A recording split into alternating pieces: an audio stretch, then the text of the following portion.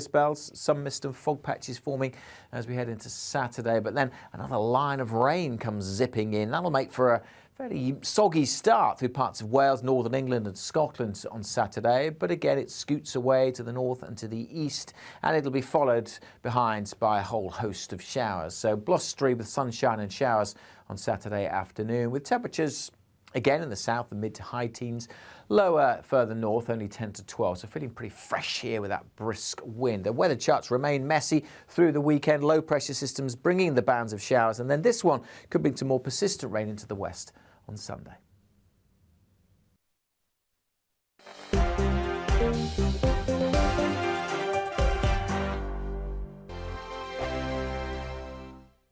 Weekday afternoons on GB News, we've got the whole of the UK covered. From 12 to 3, it's GB News Day with me, Mark Longhurst. And me, Gloria Di Piero. You'll get the very latest on everything that's been going on across our great nation. And from 3 till 6, watch out for GB News Live with me, Patrick Christie's. I'm not here to mess around. With all the biggest topics and guests, you will always be up to date. GB News Day and GB News Live from 12 p.m. Only on GB News. The People's Channel, Britain's news channel. Hello there, it's Eamon Holmes here from Breakfast on GB News. We're not just on your television and your screens, you know. We're on DAB plus digital radio, so you can listen to your favourite shows on the move. If you've not yet listened to GB News Radio, it's very simple. We're on your radio player and TuneIn apps, on your smart speaker, phone or tablet, or online at gbnews.uk. Take us with you wherever you go. GB News Radio. You never have to miss a moment of the People's Channel.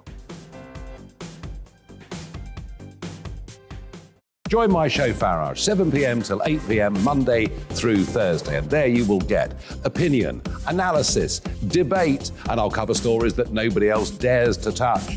You've been cancelled. Join the club. Oh my goodness me. And then for the last 15 minutes, talking pints. We're over a drink. We have a civilised conversation with someone. We very often disagree, but we do it in a grown-up way. Come and join me on Farage. Hello, I'm Simon Evans. Join me on GB News for Headliners at 11 p.m, where I'll be joined by two of the country's top comedians as we take a look at tomorrow's newspapers tonight. If it's a big story, we'll be covering it, I guarantee, but we'll also have some fun along the way. That's GB News Headliners at 11 p.m. We won't put you to sleep, unlike some of the other paper review shows out there. So join us, 11 p.m, 7 nights a week.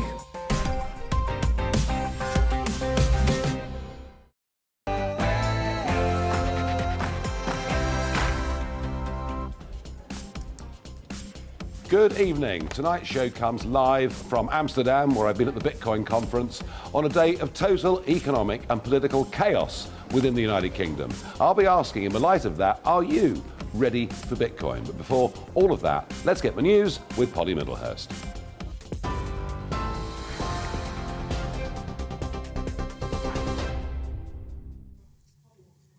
Thank you, Nigel, and good evening to you. The latest news headlines. The Chancellor is insisting the government's position on the economy has not changed. That's ahead of the Bank of England's support measures coming to an end tomorrow. Kwasi Kwarteng says his focus is now on delivering the mini-budget amid reports of a government U-turn on the plan. The Prime Minister has been urged to reconsider the measures by some Tory members of the 1922 committee, leading to speculation Liz Truss's own position could be in jeopardy. International Trade Secretary Kemi Badenoch says it's important her party works together. Even talking about changing leaders at this time would be disastrous. We should not be talking about that at all. We should be focusing on what is important for people's lives, for their jobs and for their prosperity. It's time to unite and get behind the Prime Minister and focus on her growth agenda. In other news today, the High Court has heard a second challenge against the government's plan to deport some illegal migrants from the UK to Rwanda. The government says the measures would reduce the numbers of people crossing the English Channel, but critics are concerned by Rwanda's human rights record. Asylum Aid, the charity mounting the legal challenge, is arguing that tight timescales are leading to unfairness and are impacting on people's ability to access justice. A court has heard a nurse accused of murdering several babies wrote, "I am evil and I killed them on purpose," on notes found during a search of her home. Lucy Letby is charged with the murder of 7 babies and the attempted murder of 10 others at the Countess of Chester Hospital across 2015 and 2016. Her defence counsel told Manchester Crown Court today she cared deeply about the babies and loved her job. 32-year-old Letby denies all the allegations. In the United States, a jury is recommending a life sentence for a gunman who killed 17 people at a school in Florida 4 years ago. Nicholas Cruz, who was 19 at the time, used a semi-automatic weapon at Stoneman Douglas High School in Parkland in 2018. He pleaded guilty to the murder of 14 of his fellow students and 3 members of staff. The head of NATO says the circumstances for his organisation to opt to use nuclear weapons were extremely remote, but that there would be severe consequences if Russia were to use them. Jens Stoltenberg refused to be drawn on the questions of nuclear weapons and how the alliance might respond, but that using them against Ukraine would be crossing a red line. He said NATO would simply remain vigilant in the coming weeks as Russia holds its own nuclear drills. We have increased our vigilance in the Baltic and North Seas and doubled our naval presence there. Allies are increasing security around key installations, and we are stepping up our intelligence sharing and surveillance across all domains, from space to undersea capabilities. And lastly, the Queen Consort has carried out her first solo engagement in her new royal title. Camilla met with domestic abuse workers and survivors at Chelsea and Westminster Hospital in London. She also spoke with professionals in the field of domestic violence and other staff. A worker for the charity Safe Lives said Camilla was doing a wonderful job. That's it. You're up to date on TV, online and on DAB+ radio. You're with GB News, where now it's time to go back to Farage.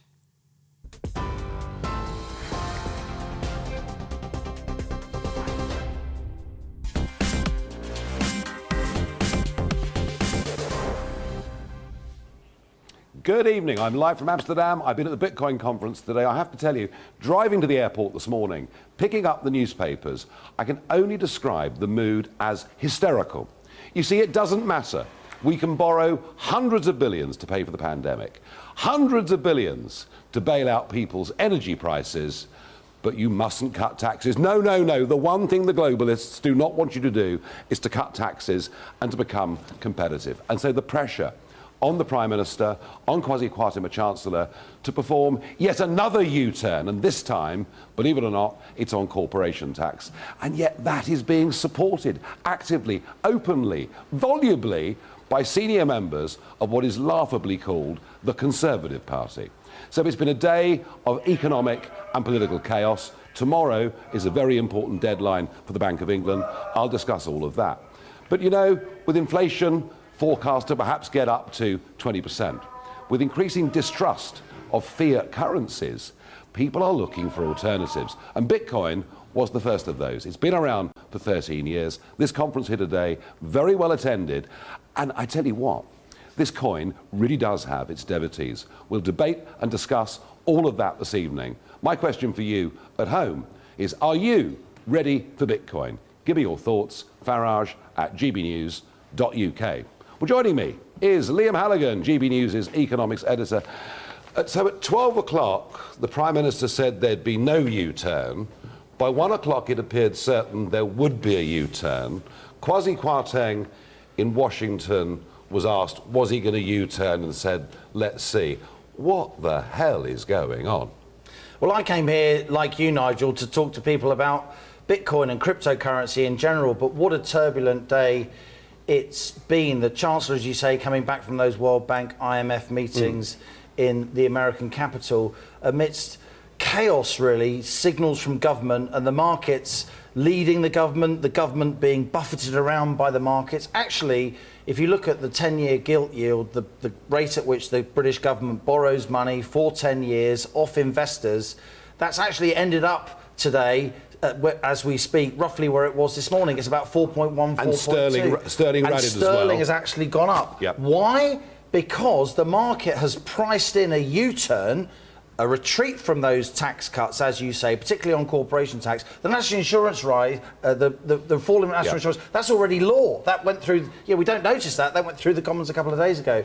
Now the government's in a situation where if it doesn't enact that U-turn, if it doesn't raise corporation tax as Rishi Sunak wanted to, the former Chancellor, rather than keeping it at 19%, as Liz Truss and Kwasi Kwarteng wanted to, then the markets are going to take serious umbrage, particularly overnight in Asia and tomorrow morning. And guess what's also meant to happen tomorrow?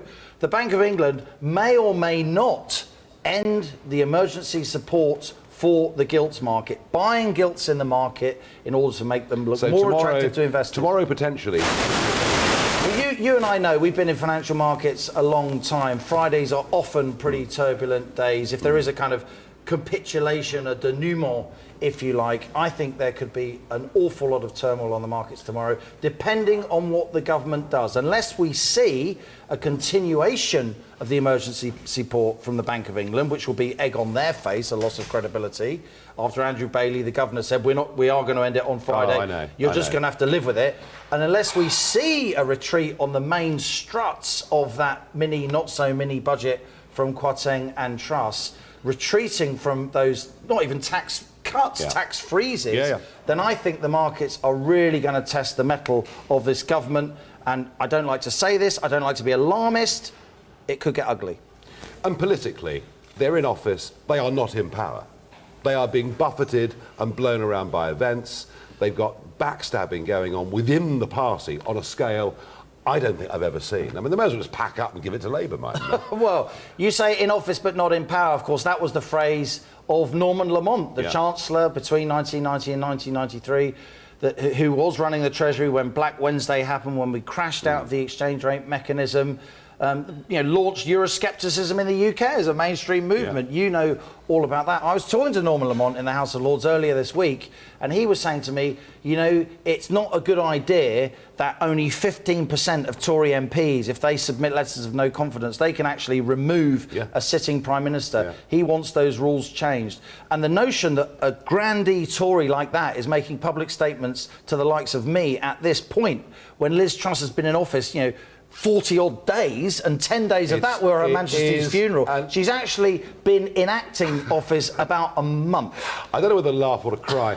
Liam, back in 2013, you were a financial journalist that dared to write that Bitcoin might have a future, and you felt the full weight of opprobrium from your journalistic colleagues. Does everything that's happening within the UK today, does a loss of confidence in fiat currencies, a rise of inflation, this is driving people towards Bitcoin, isn't it? Well, Bitcoin was launched in 2009-10. What it is a currency that governments can't print more of. That is the main thing. I'm sure you'll be talking about this over the next hour for people who aren't versed in what a cryptocurrency is. But basically, the way the computer code that's at the heart of Bitcoin has been generated, there can only ever be 21 million Bitcoins. No government, no army, no human being can write a decree or do anything that creates more than 21 million Bitcoins. And that is why it has value, because people use it as a store of wealth,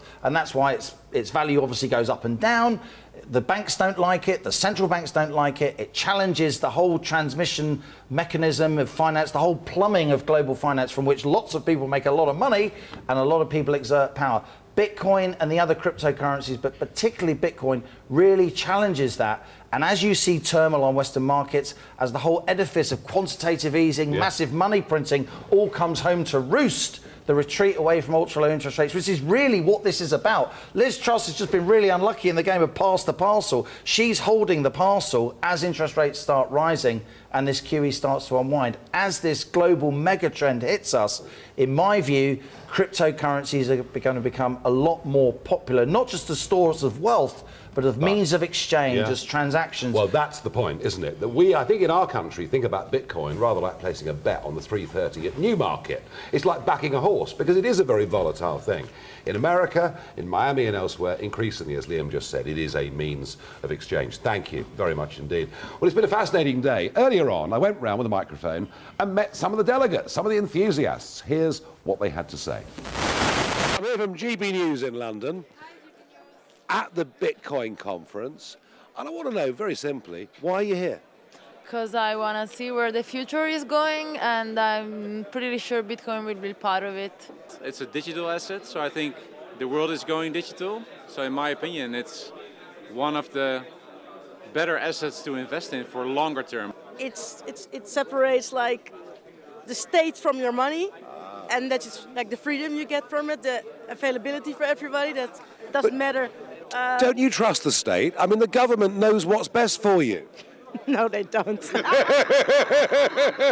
This is the revolution. Is it? It's separating money from state, and that's the revolution. What Bitcoin enables is like it's just a reaction, allergic reaction to a system that is coming to an end. I think that the appeal that it has lies in the fact that it's a limited supply of 21 million coins, which means that hopefully it should be able to resist the impact of inflation that we're seeing. I actually spent a month and a half 1 year ago in El Salvador with no cash and no credit cards. I lived there 45 days in Bitcoin only, and it was a glimpse of the future. Of course, it's not perfect. It's just the first attempt, but I see so many other countries following El Salvador footsteps.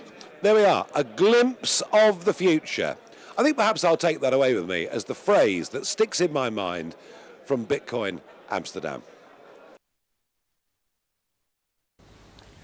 Well, there we are. There were your enthusiasts. A glimpse of the future. And that's what the delegates, or the vast majority of delegates attending this conference, believe. Well, David Bailey is the CEO of the Bitcoin conference.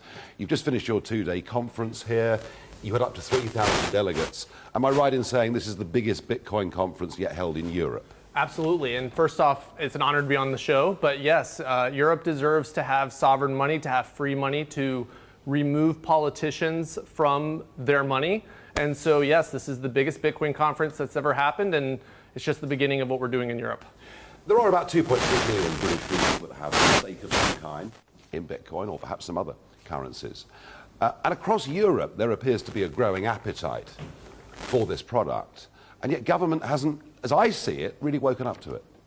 Well, of course, they hate Bitcoin. I mean, they have a monopoly on people's money, on their life savings, and Bitcoin is a direct threat to their power to rob the people in order to fund wars in foreign nations. Well, I mean, is taxation wrong? Absolutely, it's robbery. But we have to have a state of some kind. I mean, we have to have, provide health and a safety net for those in society. So we have to find a way. Yes. We have to find a way of that working too, don't we? Yes, but it should be done via consent. It should be done via the people agreeing to spend money on the things that the government wants to spend money on, rather than in secret. They inflate your money. They rob pensioners. They rob people who have no say in how that money is spent, so that they can do things that voters don't approve of. Now, if I'd piled into Bitcoin in November last year at 68,000 per coin, I wouldn't be feeling too happy right now, would I? It is a very volatile asset, isn't it? It is a volatile asset, a little bit less volatile than maybe gilts are, or government bonds. This week you may have a very good point. No, I mean, it's incredible to hear central banks talk about how volatile Bitcoin is. Over the past 100 years, the value of the US dollar has fallen by 99%. The purchasing power of the yen has declined by 30-40% in just the last 6 months. So, Bitcoin is a very early technology. It's 10 years old. We're at the very beginning of the adoption of Bitcoin. And it strikes me as a little rich to have central bankers who have been running, currency for 300 years. You say central bankers. Yeah. The governor of the Bank of England, Mr. Bailey, not that I'm a great fan, he tells us that Bitcoin is valueless. Oh, as compared to what? How? Well, I have to say, David Bailey, they're putting up a very stout defence of Bitcoin, as I thought he would do, and I've enjoyed coming to your conference. Yes, thank you. Thank you for coming. Thank you very much indeed. Well, there we are. We've heard the voice of people who are wildly enthusiastic about Bitcoin, but there are others that perhaps do ask questions. Constantly, there are accusations that actually Bitcoin is there. It's a means to launder money. It's an easy way for criminals to avoid the system. There are environmental concerns about how much energy is needed to mine Bitcoin, and I'll talk a little bit more about that process of mining and what it means in a few moments' time. So there are certainly some very strong views on both sides of this argument. But I have to say, you know, when it comes to market volatility, we've got plenty in traditional products. Now, Peter Rizzo was editor of Bitcoin magazine. I am editor. You are still the editor. Yes. How do you view the last 2 days? Is this a big success? Is this the beginning of something really big? Or is this just a small, little cult-like group? Well, first, thank you for asking serious questions and being interested in this technology. And, you know, it is a technology, right? So this is a software innovation. And for the first time, we are able to have an apolitical money. And this is something that is a product of science, a product of human invention. And again, I applaud you for asking questions about it. And I think, you know, this will be a big thing. This will change the world. And it is changing the world. This is something that is happening today. It is not theoretical. Bitcoin exists, and because Bitcoin exists, you have the option to choose it as money over other options. It's interesting because, you know, I'm talking here to an audience at home or listening in their cars, and some of them will have engaged in this, and some will know a little bit about it, and some will know nothing. But it is, and I made this point a few moments ago, on this side of the pond, we tend to view Bitcoin a bit like a horse race. Let's put some money on, we're going to double our money or halve our money in the next few months, or whatever it is. But if I go to Miami, I mean, this is now becoming a genuine means of exchange, isn't it? All over the world. And this is the case in El Salvador. You may have heard that they made Bitcoin legal tender, the Central African Republic as well. So we have to ask, why are humans choosing this? Why are governments choosing this? And they're choosing Bitcoin because it is an operational system, because it works, because I can buy a Bitcoin, I can send you a Bitcoin. It meets the definition of money that has existed. So if I live in Miami and I've got Bitcoin in my wallet, what can I buy with it? Well, you can buy goods and services from anyone else willing to accept Bitcoin, right? So this is what money by consent means, right? There isn't anyone forcing anyone to take Bitcoin, but millions of people all over the world are voluntarily doing this. And as you said, they're storing their wealth in Bitcoin. And we've seen this now as a trend over 13 years. So you have to ask yourself, is this a phenomenon that's going to continue? 13 years is a long time. It is. So I could buy a car with Bitcoin in America. You can. And I know that, is it Suarez, the mayor of Miami, is hoping that within a couple of years you can buy a Starbucks coffee. Well, he's actually received his paychecks in Bitcoin, and that's the vote of confidence that American politicians are giving it. Fascinating. America is so far ahead of us on this. Peter, thank you very much indeed for joining us. We're going to take a break. We're going to come back and discuss more about Bitcoin. We're going to talk about mining, environmental problems, and fraud, potential fraud too. Back with you in a couple of minutes.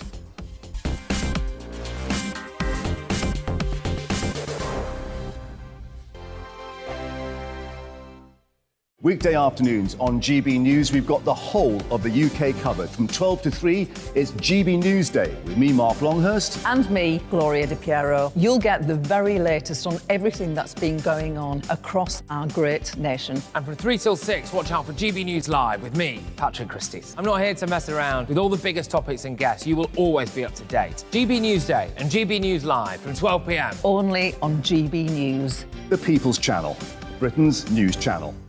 Hello there, it's Eamon Holmes here from Breakfast on GB News. We're not just on your television and your screens, you know. We're on DAB plus digital radio, so you can listen to your favourite shows on the move. If you've not yet listened to GB News Radio, it's very simple. We're on your radio player and TuneIn apps, on your smart speaker, phone or tablet, or online at gbnews.uk. Take us with you wherever you go. GB News Radio. You never have to miss a moment of the People's Channel.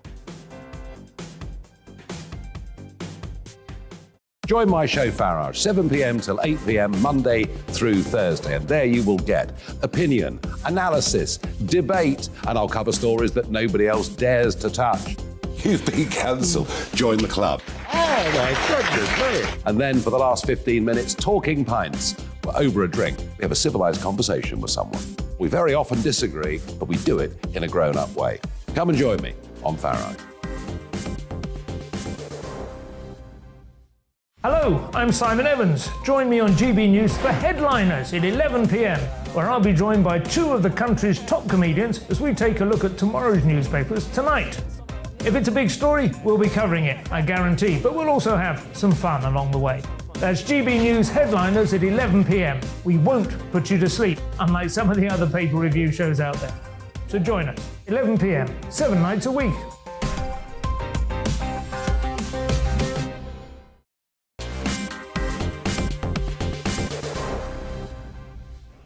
Well, there is a lot of enthusiasm around this Bitcoin conference. This is the future. It's a whole new world. And it was interesting, when I was in the hall earlier, some of the reasons people are giving for being excited about Bitcoin. And one is lockdowns. You know, some people are just horrified at the extent to which governments took away people's liberties and freedoms in the name of fighting COVID-19. They took away more of our freedoms than they did in the depths of World War II. That's one reason why people are attracted to Bitcoin. And of course, linked into that is this concept of central bank digital currencies. Now, this is not, believe me, some wild conspiracy theory on the internet. Up to 100 governments in the world are thinking about central bank digital currencies. And have a think in your local high street. I wonder how many ATMs are left in your local high street. I wonder how many people now refuse to take cash at all. I wonder how many banks in your high street have closed. We are being got ready for a cashless society. I've got no doubt about that. It's happening, and it's happening very, very quickly. And if governments get us onto central bank digital currencies, they will be able to track and trace every single one of our financial movements. And the biggest appeal of all, I think the biggest appeal of all, the biggest emotional appeal that I've discovered here today in Amsterdam is the concept of freedom. Well, one of the very enthusiastic youngsters here is Leah Heilpern, and you're a broadcaster, you're a YouTuber. We met earlier. You've been on GB News before. I have, yes. Yeah, but we met today for the first time. And you are really wildly enthusiastic about this. Why? Absolutely. It's because, as you mentioned, actually 90% of central banks in the world are currently looking at building central bank digital currencies. So it's not just that they're traceable. The issue with that is the fact that it's actually programmable. So if for whatever reason you say the wrong thing online, you hold the incorrect opinion, that money can actually be programmed to be used against you. So during the height of the pandemic, in Canada, for example, if you weren't vaccinated, what happened is you weren't allowed to spend, go into certain shops. You had to be chaperoned if you wanted to buy certain items. We could get to a point where they say, you know, for the better good of the environment, you know, you're only allowed to spend money on certain items, whether it's, you know, you get a carbon allowance, a meat allowance, whatever it is. And so instead of having to have that chaperone to make sure that you spend the money on those certain things, you can just program the money, which basically eliminates any third party, and it creates a much more efficient type of tyranny. You're suggesting that through central bank digital currencies, governments could effectively freeze our accounts if we say something that politically well, they're doing it now. They don't like. Right, they're doing it now in Canada. We even just saw with Kanye West, JP Morgan don't want to have him as a customer anymore because he said the incorrect thing. We're seeing it with PayPal. PayPal recently just blocked a bunch of accounts because they gave out misinformation. What's regarded as misinformation is constantly changing on a daily basis. So it's something like Bitcoin, nobody can touch your money. The government in Canada actually tried to stop those Bitcoin addresses of the truckers who are protesting to have bodily autonomy. They weren't able to do that because they held Bitcoin. Yeah, and I think this is what happened with the truckers, isn't it? Because they did get their bank accounts frozen, and then there was a big online fundraising campaign via Bitcoin to help them. Exactly, and the key point here is that a lot of the Bitcoin that people hold are held on exchanges, which are still centralized platforms. So the important thing is to actually take self-custody and hold it in a by yourself, without any third party. You hold the key. So that's the key point. That's the way that you can become completely sovereign over your money. Leah, I understand that, and yet, you know, there are a lot of people out there, and they're probably a bit older than you, and they struggle with modern technology. I would think, you know, 50% plus of the over 40s struggle with some form of modern communication. This is quite daunting for them, isn't it? It absolutely is, and that's why, you know, I do what I do. I have a book called Undressing Bitcoin. I talk on GB News, and we want to educate people and teach them how to take self-sovereignty and also have these conversations. So a lot of people tend to think, you know, Bitcoin is confiscatable because of what happened in Canada. Well, actually, it's not. It's not confiscatable. And also people think, you know, it's full of scams. Well, it's not. It's all about education, and that's what conferences like this are for. That's what conversations like this are for. Can the average 80-year-old understand the concept of a digital wallet and operate effectively with it? How difficult is it?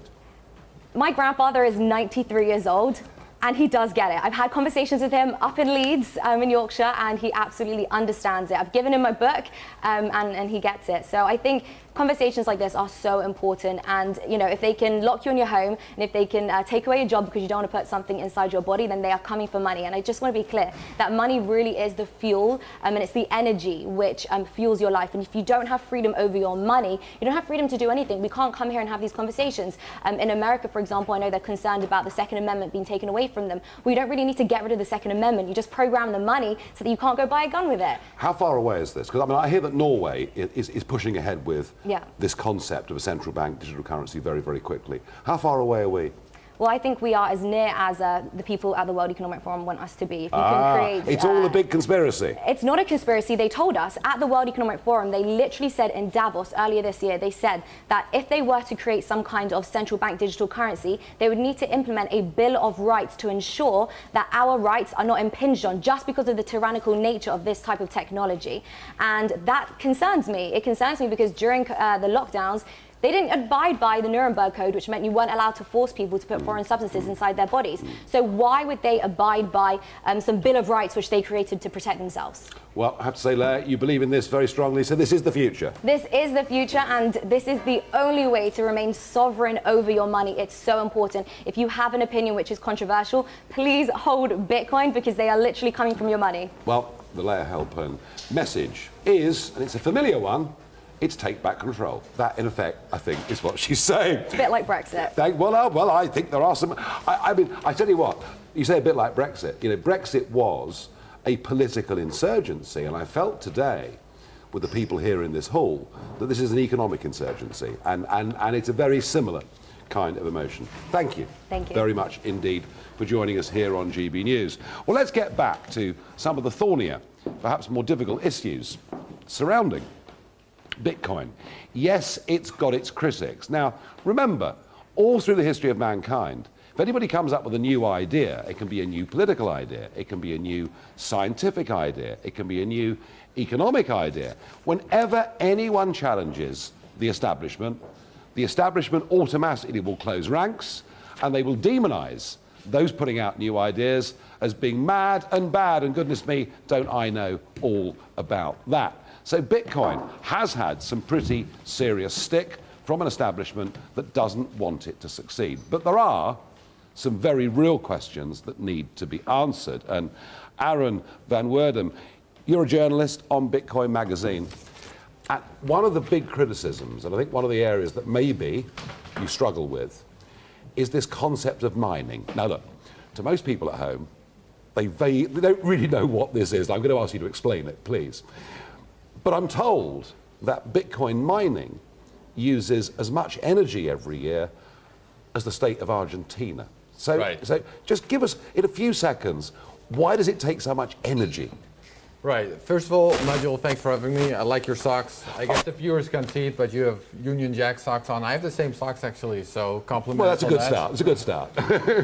Mining, yeah. So basically, the big problem with cryptocurrencies before Bitcoin, when people start to think of how to make a decentralized currency, is that people could essentially cheat by sending the same transaction, same coins to different people at the same time. And who gets to decide which of these transactions is really valid? Well, we use mining for that. So mining is essentially, it's a bit like a lottery. Miners try to find the next block. They use that by using their computer power. The first one to find it, the new block, decides which transaction is a valid one. So that's how we keep the ledger in consensus. That's how we all agree who owns which coins without anyone in charge. But you're causing global warming. This is what I'm told. Yeah, I think that's a bit of a false narrative. So first, I think there's several points I could address. So first of all, I think it's a bit strange to single one specific activity out as being worse than others. But that's where we are. That's clearly where we are. Yeah. I mean, you could, for example, look at sports. Now, I like sports, but maybe someone else doesn't. It requires a lot of energy, right? But people clearly enjoy it. That's why they go to the stadiums. That's why they go on the flights. That's why all the stadium lamps are there. That's why the televisions are there. Well, we accept that people like that. We're not going to tell them this is bad for the environment, don't do it. All right, so for Bitcoin, all of a sudden, we do that. Now, the second point is, Bitcoin mining is location independent. You can do it anywhere. So that means actually that a lot of Bitcoin mining is happening in spots where there's durable energy available that otherwise isn't used. So for example, there's hydro dams in China. Well, they banned Bitcoin mining in China now, but there used to be hydro dams. So there are still ways. happening. So there are ways of doing it. But here's the thing. You know, Leia was sitting in this chair a moment ago, talking about taking back control, being independent. The state can't interfere. The state can't fiddle. You can use your own money, make your own decisions, be the master of your own destiny. I get all of that. Of course, I get all of that. Right. Fully understand it and Very find important. it very attractive. But that also means bad guys can use the profits of drugs, crime, racketeering.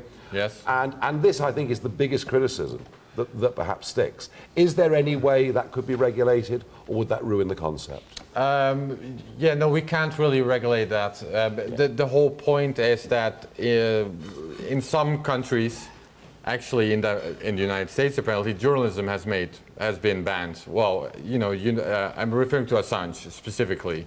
So WikiLeaks, when they started publishing things that our American government really didn't like, that's when they started shutting down PayPal and credit cards and banks and all of that. And with Bitcoin, WikiLeaks could stay afloat. Bitcoin actually helped them.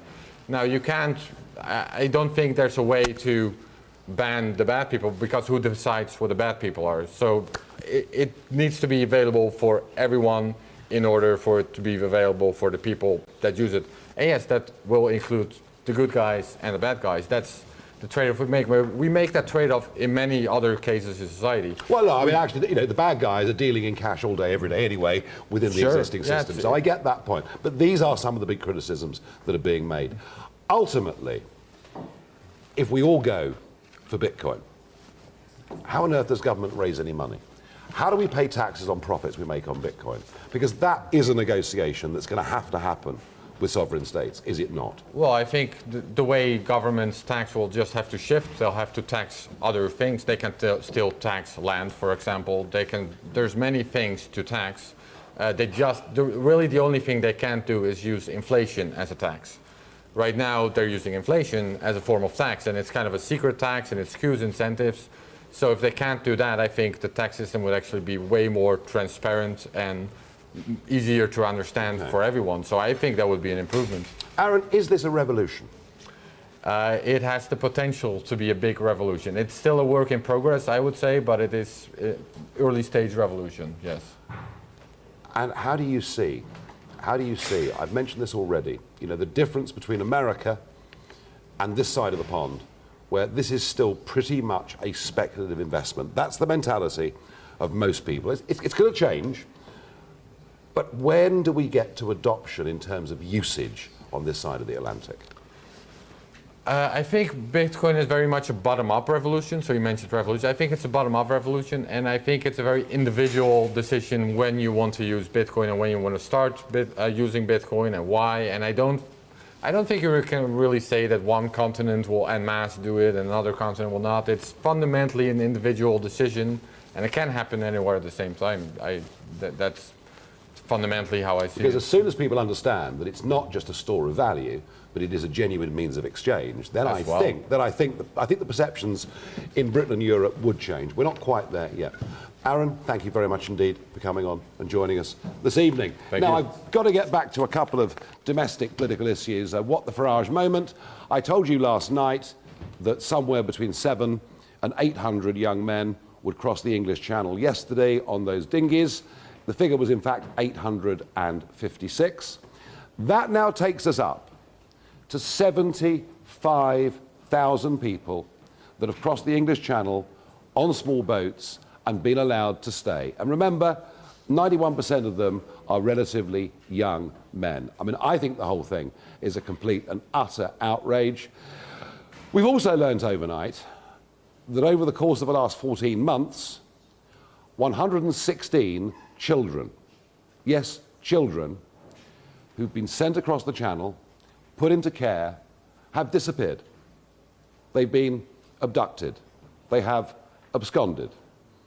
I don't, before the watershed on television, even want to speculate what activities these kids have been put into.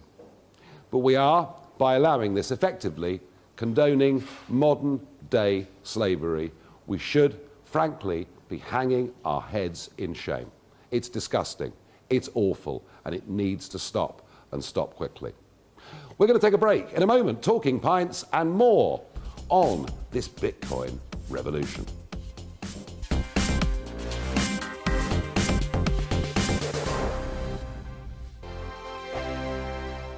Weekday afternoons on GB News, we've got the whole of the UK covered. From 12 to 3, it's GB News Day with me, Mark Longhurst. And me, Gloria Di Piero. You'll get the very latest on everything that's been going on across our great nation. And from 3 till 6, watch out for GB News Live with me, Patrick Christys. I'm not here to mess around. With all the biggest topics and guests, you will always be up to date. GB News Day and GB News Live from 12 p.m. Only on GB News. The People's Channel, Britain's news channel. Hello there, it's Eamon Holmes here from Breakfast on GB News. We're not just on your television and your screens, you know. We're on DAB plus digital radio, so you can listen to your favourite shows on the move. If you've not yet listened to GB News Radio, it's very simple. We're on your radio player and TuneIn apps, on your smart speaker, phone or tablet, or online at gbnews.uk. Take us with you wherever you go. GB News Radio. You never have to miss a moment of the People's Channel. Join my show Farage, 7 p.m. till 8 p.m. Monday through Thursday, and there you will get opinion, analysis, debate, and I'll cover stories that nobody else dares to touch. You've been cancelled. Join the club. Oh my goodness me! And then for the last 15 minutes, talking pints. We're over a drink. We have a civilised conversation with someone. We very often disagree, but we do it in a grown-up way. Come and join me on Farage. Hello, I'm Simon Evans. Join me on GB News for Headliners at 11 p.m, where I'll be joined by 2 of the country's top comedians as we take a look at tomorrow's newspapers tonight.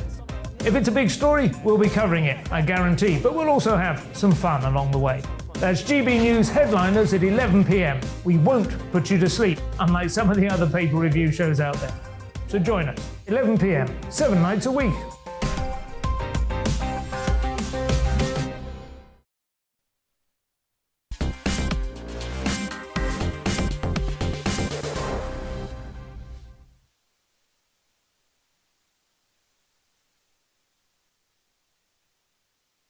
It is for me. Well, I'm joined by Natalie Brunel. Natalie, welcome. Thanks. To Talking Cheers. Pints. Thank you very much indeed. Now, you were born in Poland, Yes. moved to America, but I guess you view yourself as American. I do. I was there since I was 5 years old, so I really grew up American, but with strong traditional Catholic European roots. Yeah, it's interesting, isn't it? Everyone in America, they always tell you where the family's from. Yeah. And the Polish community is pretty big in Chicago, isn't it? Very big. Second largest population outside of Warsaw. In Chicago, yeah. Wow. Tell us about your career in journalism. Well, so I wanted to work in journalism because I thought it was such a noble profession, right? You get to interview powerful people, hold the powerful accountable, and I wanted to just learn. I'm a lifelong learner, and I thought that I could make a difference through that career. But what I found was that eventually the country was getting more and more divided, and I was reinforcing some of the narratives that I really no longer believed in. And at the end of the day, I realized how poor our financial literacy is in the United States. I went to great schools. Education was something that was fundamental, something that I was raised with as a value because of my immigrant background, and yet I never learned what money printing is or how broken our financial system is. And when I discovered Bitcoin, I realized that I was really almost always searching for it because I believe that everyone should have economic opportunity and dignity. Your journalistic career is really interesting because, you know, you're doing work for organizations like CNN, you're doing work for organizations like Reuters, you're there going to NBC, ABC. I mean, this would be considered the gold standard of American journalism, or should I say American woke liberal journalism. I mean, CNN now appears to me to be a completely partisan political station that almost doesn't allow any other view to be put in place. Am I fair in saying that or not? I would agree with that. Yes, I worked there early in my career, and one of the things I was most disappointed about is just seeing the evolution, where I truly believe that a journalist is supposed to be a watchdog, not a lapdog for the government. And when I see journalists who are reinforcing and just spewing the same narratives that you hear from the government without fact-checking and without being skeptical, it really makes me question their integrity and makes me wonder what kind of information is being dispelled. And I want the right information to be out there because the public really needs to have the power. The Hunter Biden laptop. The Hunter Biden laptop story, which pretty much the New York Times, CNN, completely refused to cover, believing that it was a hoax. Is that a low point in American journalism? I think there have been many low points. And that's why I think it's powerful, the decentralization we're actually seeing in media that I've been able to take advantage of. Because voices are now coming up, grassroots voices, organic voices like the Joe Rogans and the podcast hosts out there that are saying we're going to take a stand for something different and question the so-called truth that's out in mainstream news. And I think that that's really important. But at the same time, you know, people really need to be careful where they get their information. There's so many sources out there. We're overly saturated, and so it's incumbent upon people to make sure they're doing their research. A friend of mine's got a phrase. He calls it fake news. What's fake and what's not is for us to decide. But you go from, you go, and this really is a story of modern media, because you go from those big establishment names, and you're doing your own thing, you're podcasting, you're going to Spectrum News, 1LA. Was it a big career risk to do this? I think so, but some of the most rewarding things take a lot of risk, and that's really what capitalism stands for, right? But in true capitalism, risk is rewarded and it's also punished. And what we have, I believe, as the result of monetary policy, central bank policy, and the powers that be, is crony capitalism, where the government essentially chooses winners and losers at the expense of everybody. Actually, I don't think crony capitalism is the right phrase. I think it's corporatism. And I could joke by saying woke corporatism, but it's actually corporatism, isn't it? And I saw this in the European Union particularly, that the way the globalists actually want the world to work is big business, big government, big banks. I mean, they operate completely hand in glove to the detriment. I mean, I don't think we've got capitalism. That's the point I'm making. I completely agree with you. And something that you said during the panels today at the Bitcoin conference really stood out to me, this idea of the power of the person. Sometimes I feel like we feel individually like we're powerless, but really there's so many of us and so few of the elites. And together, if we were not so divided and polarized, we could actually bring down this empire of debt. And Bitcoin is one of the ways that we are trying to do that. Well, we're going to bring down the empire of debt through inflation, aren't we? I mean, isn't that what's really going on? Doesn't inflation suit governments that have borrowed vast amounts of money during the pandemic, and indeed in the years ever since the financial crash of 2008? Exactly. Inflation suits the few at the expense of the many, which is why we're trying to really flip that system on its head. And now, thank goodness that we have this parallel system that we can opt into peacefully. And I urge your viewers to think, if your money is working for you, if you see yourself getting more prosperous every year, you see the cost of things around you getting cheaper, then maybe you don't need to think about Bitcoin. But if you see the opposite, if you see things getting more expensive, if you see your freedoms getting eroded, then Bitcoin is something you probably want to consider. Natalie, that's all well and good. But if I'd bought Bitcoin last November, as a store of money, I wouldn't be feeling too rosy about it right now, would I? Sure, but if you bought a house last year and it went down in value, are you checking the price of your house every single day? Well, Probably not, right? Hang on. Nice try. I mean, we're talking about 60-70% falls, aren't we? This is a very if you're doing it for purely investment purposes, it's volatile, isn't it? It is very volatile in the short term, but I would rather have an asset that's volatile in the short term but appreciating over the long run than something like our currencies, the US dollar, the British pound, that over the long run is depreciating and losing purchasing power. At the moment, the dollar, of course, is very strong against the yen, against the pound and everything else, but I emphasize that is at the moment. Now, podcasting really interests me. Podcasting, you mentioned Joe Rogan a moment ago, massive in the States. And you've got a couple of podcasts, you've got your Career Stories podcast. And I don't know what it is, but for some reason, podcasting has not quite caught on in the United Kingdom in the way that it has in America. And I say that, but yet, because we generally follow pretty much everything you do. Just for those that are not really familiar with it, Just explain to us what the podcast concept is and how you've done it since 2018 with Career Stories. Well, I always liked the podcast format because it's more long form. So I'm used to a television background where we have a very short amount of time to tell a story, and a lot gets left on the cutting room floor, right? You might work all day on a story, 8 hours as a journalist, and then 2 minutes of it gets aired. Whereas you have a little bit more room to breathe and you hear the full context and details within a long form interview, which I always found really valuable.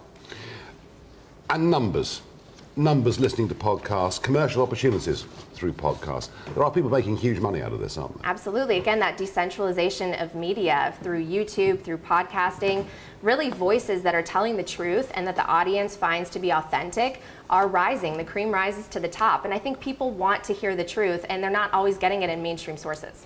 But isn't the problem there that you can do video content, maybe short video content, and you can post it on Twitter, you can post it on Facebook, you can post that or longer on YouTube.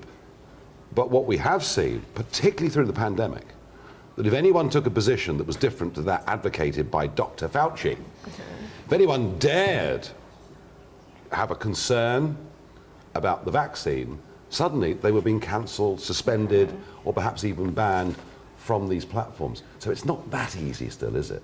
No, censorship is very real. I actually posted a quote on Twitter today that censorship is advertising paid for by the government. That's a quote from Federico Fellini, and it's really true, and it should scare people because right now there are corporations and big tech that are trying to censor certain types of voices. And that's why I think a censorship-resistant technology like Bitcoin, which is our money, which is our lifeblood, is really, really important to move toward. I get that. I mean, I'm going to come back to that, but we have that, but we do need a means of communication. Mm-hmm. We're here today as GB News covering this story. Liam Halligan, our economics editor, has been doing hits in live all day. We're having this big debate. I can assure you no other British broadcaster would come and do this. They just wouldn't do this. So actually, these social media channels, as a means to get our conversations, our debates about Bitcoin and many other things that concern us, they're really, really important. If Elon Musk buys Twitter, that's presumably quite good news for free speech.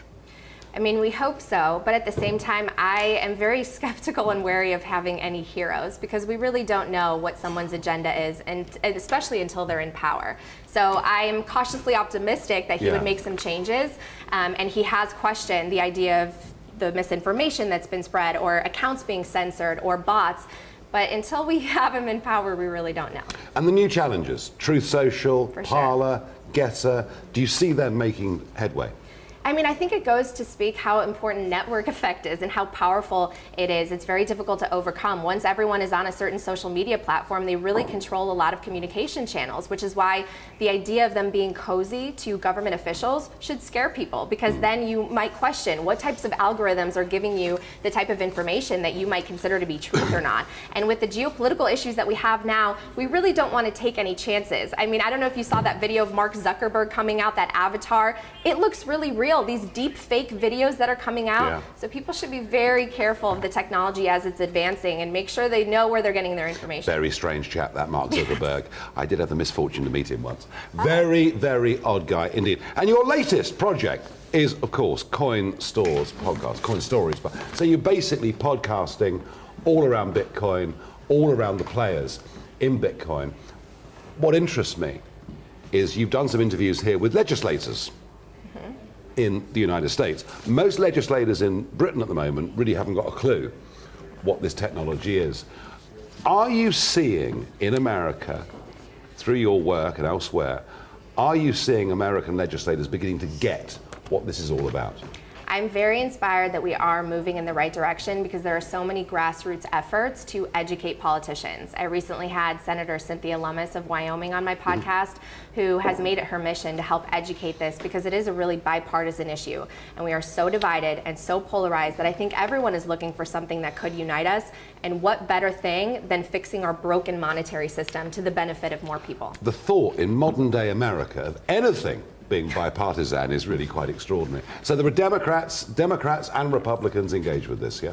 That's right. So Senator Cynthia Lummis actually partnered with Kirsten Gillibrand of New York, who's a Democrat, and they're working on bipartisan legislation, trying to bring the two sides together, shining a spotlight on why, based on the principles and the mission of Bitcoin, it can actually benefit, and it resonates with the values of both the Democratic Party and the Republican Party. Well, I tell you what, that sounds wonderful to me. I thought only the Queen could unite people on left and right, but if you can do it with your work, and if Bitcoin can do that, that's a very, very good thing. Natalie Brunel, thank you very much indeed for joining me on Talking Pints. Thank you.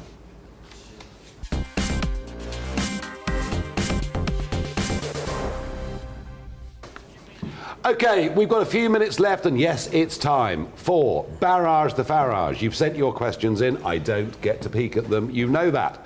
Here we are. Keith asks, is Bitcoin the future of finance? Well, I think it's a very important part of the future. It's not the whole of the future, is it, Natalie? I think it's going to be the future of money. That's going to take a little bit of time, but I don't see any other solution to our spiral of debt than a technology network that is censorship resistant, that has no counterparty risk, and that is accessible to everyone. It gives property rights to everyone in this world. There you go, Keith.